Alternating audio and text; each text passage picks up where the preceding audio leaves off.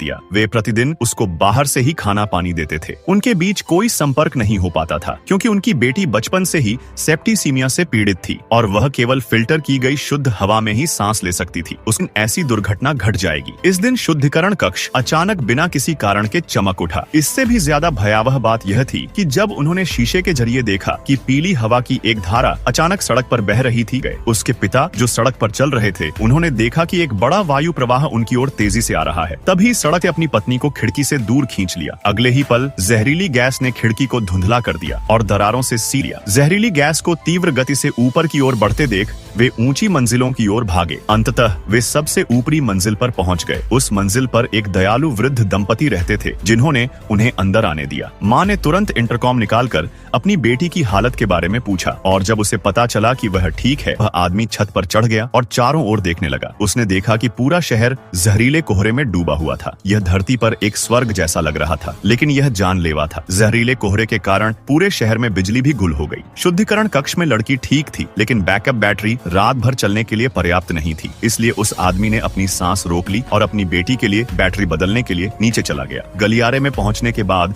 उसने धुएं का एक गुब्बार उठाया। हालांकि यह गैस रंगहीन और गंधहीन थी, लेकिन यह वास्तव में जहरीली थी। बैटरी बदलने और वहां आने जाने में 10 मिनट से अधिक समय लगना था, लेकिन 10 मिनट में उसकी मौत भी हो सकती थी। इस समय आदमी को अचानक याद आया कि नीचे एक बूढ़ा आदमी रहता है जिसके घर में हमेशा ऑक्सीजन सिलेंडर रहता है। अपनी बेटी की सुरक्षा के लिए उसने जोखिम उठाने का फैसला किया और पानी के पाइप के सहारे नीचे उतरने लगा हुआ है। वह उसका पड़ोसी था, लेकिन अब वह मर चुका है। लेकिन पूरे घर में तलाशी लेने के बाद भी ऑक्सीजन सिलेंडर उसको नहीं मिला। उस व्यक्ति का दम घुटने लगा और फिर वीडियो लाइक करने पर पार्ट 2 मिल जाएगा।